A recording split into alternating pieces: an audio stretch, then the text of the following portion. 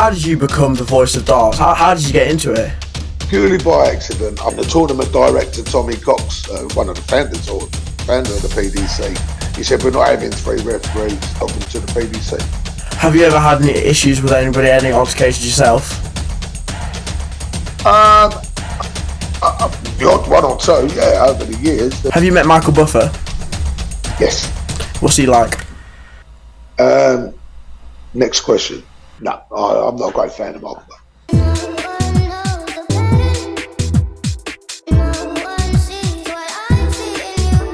So I'm Eddie Talk Sports. It's an absolute pleasure to be joined by darts legend, the announcer, Russ Bray. How are you doing today? Yeah, very good, thanks, Ezzy. All okay, mate. So, did you enjoy the opening day of the Premier League yesterday? Very much so, very much so. Last night in Belfast, yeah, it was really good. Good night. And well done to Chris Toby, you know. He's showing a lot of form at the minute. So first thing I was wondering is how did you become the voice of darts? How did you get into it? Purely by accident. I played county darts and the caller never turned up. So I turned and said I'll call a couple of games to help out. This is right back in the early 90s. And as I say, I called it and I really enjoyed it as well. But then the following home game, their caller never turned up again, a guy called Steve Smiley. And so I called again and I eventually became one of the county callers. There was 2 of us. And the other guy was Trevor Wood. So I was also playing as well at the time. Then you had to split in darts, but as it is now, PDC was then WDC from the BDO. And I was asked by the PDC, was I interested in being a reserve referee? And I turned around and said yes. And at the time, everyone was getting banned from all sorts, from all sorts of things. So if you had anything to do with the PDC, you was banned from playing local darts, county darts, Super League, everything. Well, I'm not really into politics or anything like that. So I turned around and said yes, I was interested in being a reserve referee with 2 of the biggest and best known names in the game at the time, in Bruce Spenley and Freddie Williams. I went to Blackpool, 96, to the World Match Play, called on the Sunday night, and the tournament director, Tommy Cox, one of the founders or founder of the PDC, he said, we're not having 3 referees. We're not having a reserve referee. We're having 3 referees. Welcome to the PDC. And, I've never looked back since. So you mentioned that you play darts. Do you prefer playing it or do you prefer announcing? Well, these days I prefer calling. Yeah. I prefer calling. I played to a good standard. I was a county A player for Hertfordshire and all the rest of it. And me and Eric Bristow played pairs, won a tournament, and so I played to a decent standard. But no, I enjoy standing up there calling. That's good fun. Have you ever hit a 9? No, I've hit 180s back to back. I've hit 7. I've hit 7 perfect darts. I've never hit 9. Yeah. So obviously your voice is iconic. Everyone in darts knows your voice. Do you do anything to just to practice to get your voice like that? Have you had to change it, alter it, or is it just completely natural? Nothing at all. Not a thing. Just how it is. It's exactly how it is. Yeah. So obviously on some darts nights, you got a long day of darts. Does it ever get boring? Does your job ever get boring, or do you just boring? You can get bored in between if you're waiting to go on, and because I don't watch every game, obviously. But you're only interested in point of fact of the games that you're particularly doing. So, but yeah, there can be long days, but you keep yourself entertained. I'm good mates with John McDonald, so we tend to have a good chat and an hour and put the world to rights. So so something else. Not really. Yeah. Something I was wondering is that obviously you see, whenever the players hit the darts, you instantly call the number that they get. Do you add them up as it goes? Yeah, of course. Yeah. Does it ever get a bit? Because I'm thinking when I'm watching it with my dad, I'm thinking we're trying to add it up, and we sometimes just don't know how you do it so quickly. Well, the thing is, don't know why I made a mistake last night, funny enough on a shot there, but when you've made the mistake, you realise it. It's funny because all of a sudden it doesn't add up right or look right. Yeah. But yeah, I mean, 99% of the times, 99.9% of the times, you get the call right, and you get that odd time that it doesn't quite go right for you. They go unusual ways, so that makes it a little bit different. But most of the time, you're okay. Yeah, so obviously the Premier League started yesterday, and obviously we saw Gerwyn Price still getting booed a bit, and obviously he's, in most games that he plays, he does get a bit of stick. What do you think about all that? I don't like it. We just done Bahrain and we done Copenhagen, where the crowd didn't boo him, and then you see just how good Gerwyn Price is. Let him play his darts. He's a fantastic dart player. He's a lovely, lovely guy. It really is. He's a smashing lad. I don't like it at all. You shouldn't boo anybody. Not in that game. It's let's be fair for everybody, and that's what I like. Genuine dart fans wouldn't boo him anyway. Yeah. Do you think it affects him, his play style? Yeah, of course it does. It's got to. I mean, it's you're going for a double when there's half the crowd booing or whatever. I don't like it, and unfortunately, it's something that probably won't go away. For the rest of his career. Peter Manley had it many years ago. He turned himself into a pantomime villain, so it became a little bit different. But as I say, I really, me personally, I hate it with a passion. You shouldn't be booing. Sure. Yeah, I'm okay. I support your player. I'll go for that all day long. Support your player, but you shouldn't be putting people off. These guys, they're trying to earn a living. And you've got someone there to, miss, or booing. It's I don't like it. It's not something I'm okay. Yeah, and fair to everybody. Yeah, some things that go quite viral on social media when darts players have altercations. I was just wondering, as the announcer, what's your perspective on when players have? But do you like it a little bit? Are you just there enjoying it secretly, or no? At the end of the day, it's you're up there as a darts ref. On the stage there, you're up there to, if there is any altercation, to calm it down or step in between, whatever. But as I say again, on something like that, very, very, very little happens. Very little. It's they might have a few words with each other. All the tension and that, but that's about as far as it goes. It never goes any further than that. So, but no, I don't like any altercation personally. Get out there, play the game of darts, and and come off. It's you watch, Michael Van Gerwen versus Michael Smith. They get up there, throw the darts, and away they go. That's it. There is no, no bickering at each other or snapping at each other or anything like that. They get on with it, and that's what the game's all about. That's what people love to see. Yeah. Have you ever had any issues with anybody, any altercations yourself? The odd one or two, yeah. Over the years, there's been various bits and pieces where the players have had a snap at each other, and I've stepped in between them. And was in Aberdeen last year, and Michael decided to have a go at me about me telling the crowd to be quiet. But again, you walk off the stage, you got your arm around each other, mate. You're explaining what's what. So it's these sort of things are going to happen. These guys are playing for a lot of money. These guys are competitors. They're winners.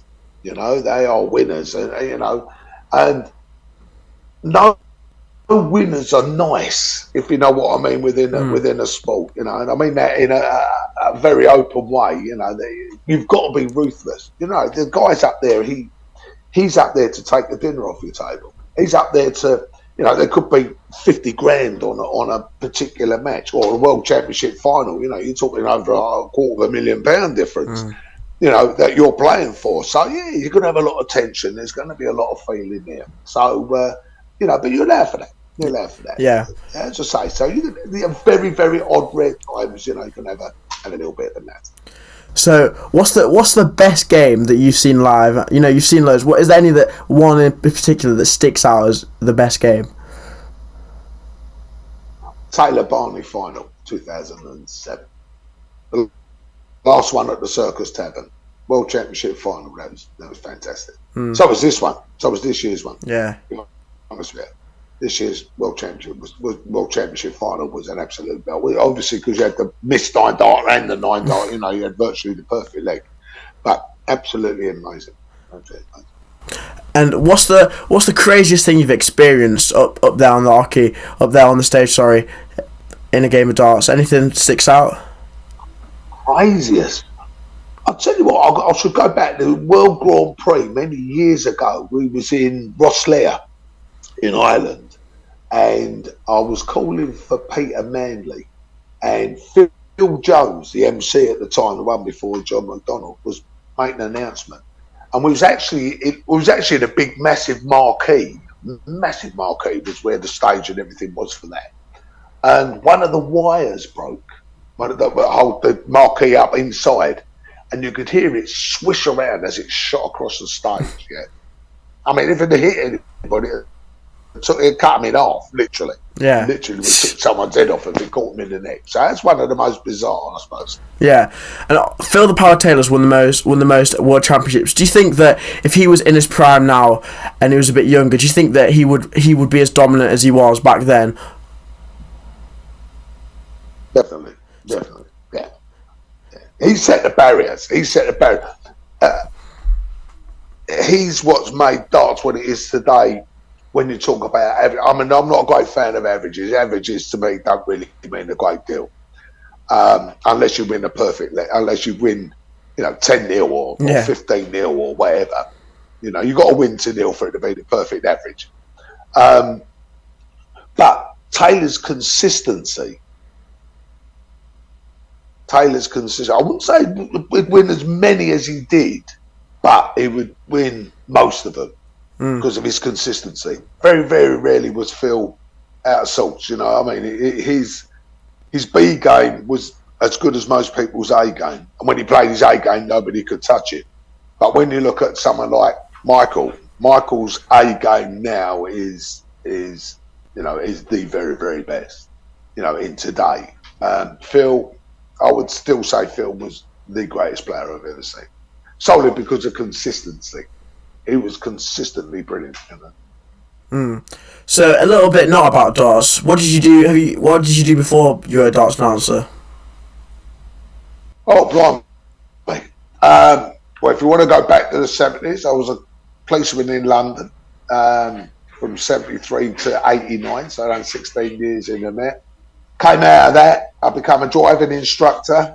I've been a delivery driver, and I ended up being a scaffolder. So, sort of pretty much ran the houses, really. Yeah. And then the darts referee. So you're a policeman in the Met for 16 years. I'm guessing you've got quite a lot of interesting stories. Have you got any you can share with us? Any interesting stories from the Met? Yeah, I was a traffic cop, so my main thing would be, we've done high-speed chases, but we mainly dealt with accidents and things like that. So, mine's sort of pretty gory, really. I mean, I've done a thing on Jack Mate. I've done an interview with him, and I was explaining some bits and pieces on there. They're quite, they're quite cringy, really. They're not very nice, not very nice. But that wasn't the job totally. As I say, they had some fun, had some good laughs. The Miss World competitions, we used to, be outriders for them, outriders for Frank Sinatra and things like that. So there was lots of good stuff. Yeah. And and lots of policeman stuff, if you know what I mean. Yeah. Have you? So obviously you're quite well known now. Have you managed to meet any famous people? Become friends with any other famous people outside of the darts game? Absolutely, goodness me, yeah. I mean, like the acting world and things like that. Just anyone, yeah. Just in general, people like Tim Vine, Davina McCall. Obviously, a hell of a lot of sportsmen, because a lot of sportsmen love the dart. Yeah. Declan Wright. Well, I'm a West Ham boy anyway, so a lot of the West Ham team are going to go and see those, and So you do get the chance to meet an awful lot of. A lot of other celebrities. I play a lot of golf, so I meet a lot of celebrities that way as well. So it's get to know a lot of people, a lot of lovely people as well. They're great, because it's a different sport or a different career. It's mainly sportsmen though, mainly sportsmen. What's Declan Rice like? Is he a nice guy?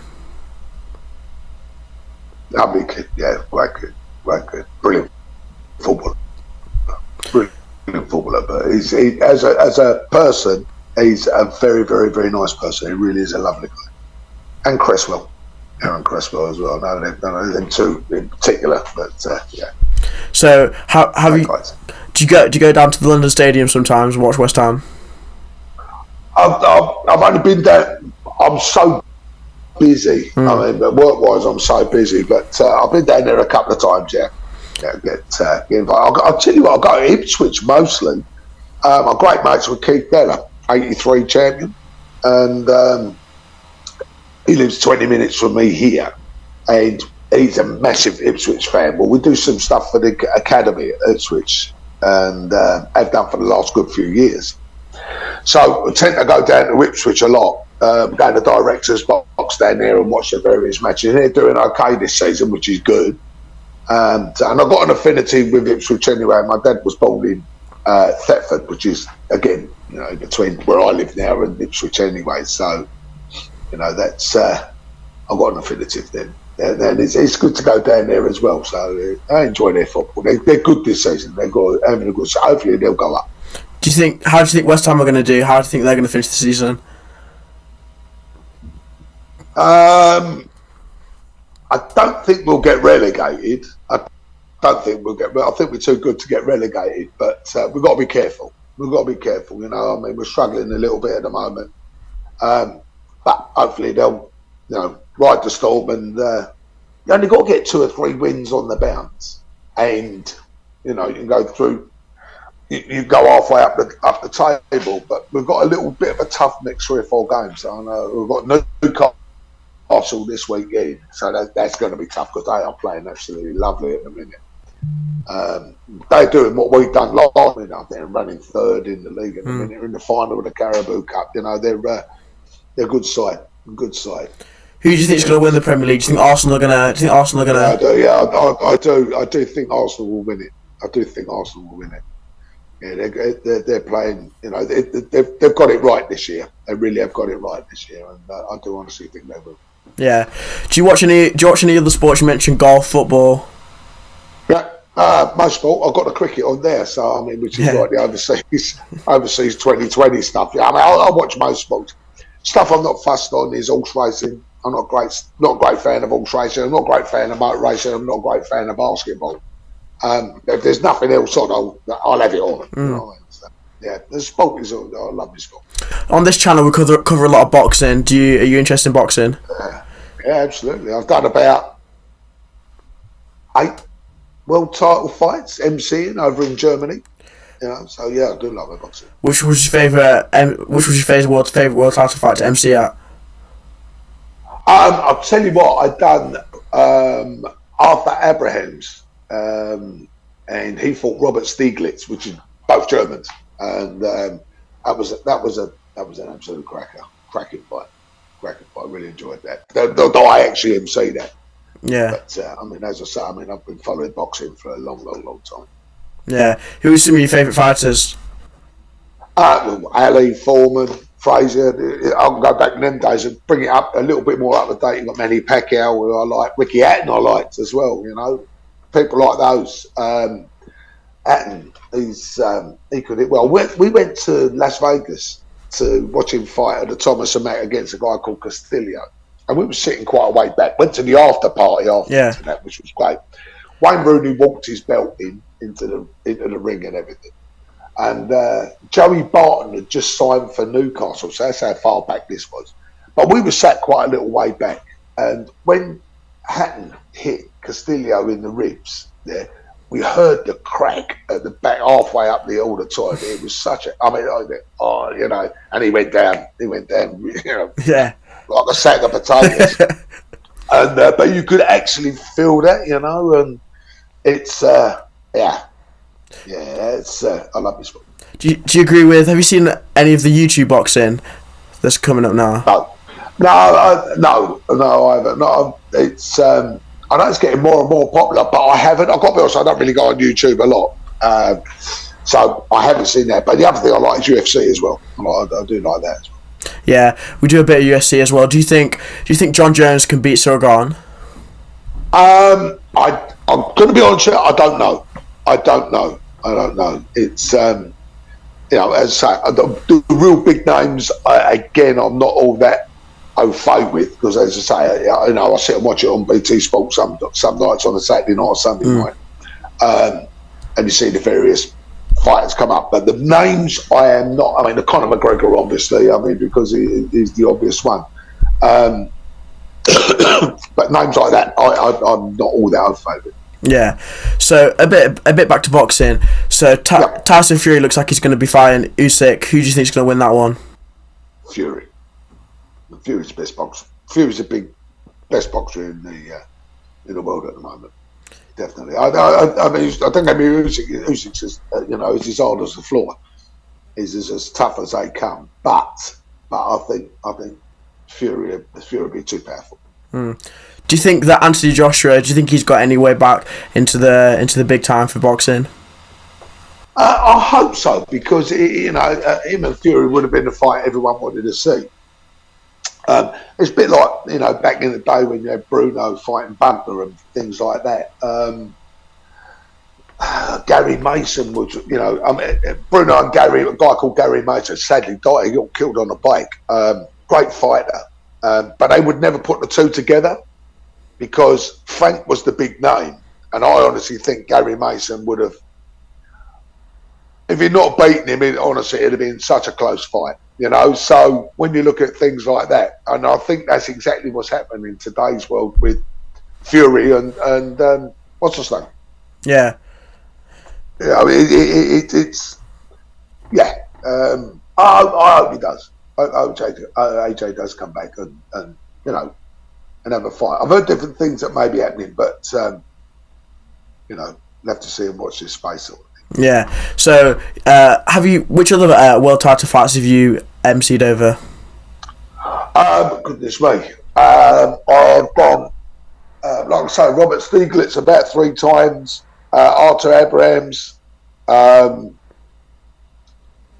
Bremer. I've done his last fight. He got beat by our lad, and I can't think of our lad's name. But he done him in the 6th, so. Yeah, that was all over in Germany, so quite enjoyable. I think they're on YouTube when you say about it. They're on YouTube on there. Yeah. Have you met Michael Buffer? Yes. What's he like? Next question. Ooh. Have you had a bit of a? I met Michael Buffer in Las Vegas. Funny enough, I just mentioned the Ricky Hatton fight. I met Michael Buffer there. And I found him, to me, to be rude. So no, I don't do rude. I don't do rude with anybody. You be nice to everybody. That's how you should be. And no, I'm not a great fan of Michael Buffer. Well, like, do you think he meant it, or was he just like? Was there anything in particular that he did? Just his whole persona. Just his whole persona. I went up to shake hands with him. I said, "Oh, Mr. Buffer, very pleased to meet you. I'm Russ Bray from England." He wouldn't know me from Adam. I said, "Very pleased to meet you." And I put my hand out, and he just left me hanging. He said, "Oh, in America, we just do this." I said, "Do you? You can go away then." Have you met his brother? No, I've never met Bruce Buffer. No. So, are there any other sports that you'd like to MC on? I would like to MC. Not really. It's as I say, I'm more of a referee than I am an MC. John McDonald for the darts is the MC. I mean, there isn't a tournament that I've not MC'd at. I've MC'd at the World Championships. I've MC'd at the Match Play, the World, the Grand Prix, Premier Leagues, and all the rest of it. When I filled in when they've not been well or they've been away. But I'd much prefer to do what I do, referee as opposed to MC. Even with the boxing, I mean, it was great fun to do and good thing to go out and do. But my comfort zone is being the darts referee. I don't mind MCing. I MC on an exhibition night when we do things like that. That's a different ball game. But I prefer doing what I do. Yeah. What do you think of this new? Obviously, they've recently changed their format for the Premier League darts, and now they've got like a mini tournament every night. Would you think it's better? Yeah, I do personally. Yeah. And who? Yeah, you've got a conclusion on the night. You've got, it's, and everyone gets to see all the boys that are on form on that given day. They get to see them a couple of 3 times. So yeah, no, I like it. I like the format. And who's your tip to win?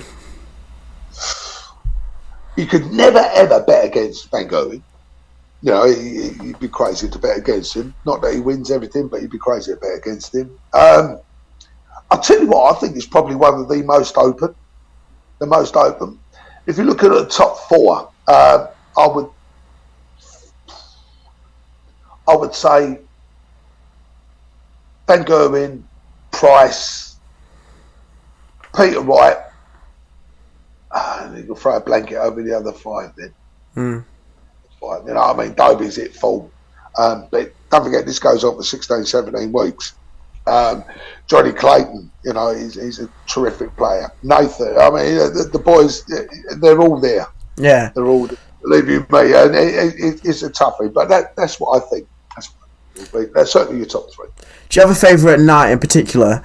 Is there anywhere that you like when you're here, you go in there that you're looking forward to especially? What, in the Premier League or like a city? In darts. City. Well, I like Berlin. That's a great place to go to. Rotterdam's a great place to go to. Their arenas are fantastic. Dublin. You go to Dublin. Even last night, I think it's the Odyssey. It used to be that. It's the arena. When you got a packed auditorium, a packed stadium, a packed arena, that's fabulous. I'm doing Manchester Premier League this year, which I haven't done. I've never done Manchester Premier League. I think I'm going to the one in Liverpool in March. Okay, there you go. Yeah. I've done that last year. I think I've done that. But okay, because years ago when we started the Premier League, or when the Premier League got started, you had 2 refs down the south, 2 up north. So the northern referees would do the northern end, and the southern boys would do the southern end. So, I never really got to certainly do Liverpool or Manchester or Sheffield. So I have done. Well, I've not done Manchester, but I have done the other 2. So, it's. And everything down south, of course. What's your favourite tournament? Match play. It's the most honest. It's the most honest because you've got all its legs. Sets you can lose more legs but win more sets. So, do you prefer the leg formats to the sets then? Yeah, much better. Yeah, me personally, I do. How come? And the match play is brilliant. It's in Blackpool. It's summertime as well. Yeah. Everybody's there. Everyone's in a real happy mood solely because the weather's nice and it's lovely. But the match play is my favourite tournament to do. The biggest and best one to World Championship. You can't go above and beyond it. Yeah. Okay. So to end off, I've got a little darts quiz. You see, you've got a minute to answer as many questions about darts as you can. Right. Okay. You ready? Go. 3, 2, 1. How many different ways are there of getting a 9-dot finish? Oh, geez, about 3,000 odd. There's over 3,000. I'll give you that. 3,900. How high should a dartboard be from the floor? 5'8". Well, the bullseye should be 5'8" from the floor. Yep, correct. Who won the 2011 PDC World Championship? 2011. 2011. That would be probably Taylor? Adrian Lewis. Okay. What score do you make with a Shanghai on 20? 120. Correct. How many World Championships did Eric Bristow win? 5. When did the first PDC World Darts Championship take place? 1994. Correct. Who's won the most World Championships? Phil Taylor, 60. How many World Championships has Michael Van Gerwen won? 3. That's a good score. So yeah, that wraps everything up. Thank you very much for coming on and doing an interview with me. Absolute pleasure, kid. Anytime. You're more than welcome. Yes. Thanks very much for asking me. Appreciate it.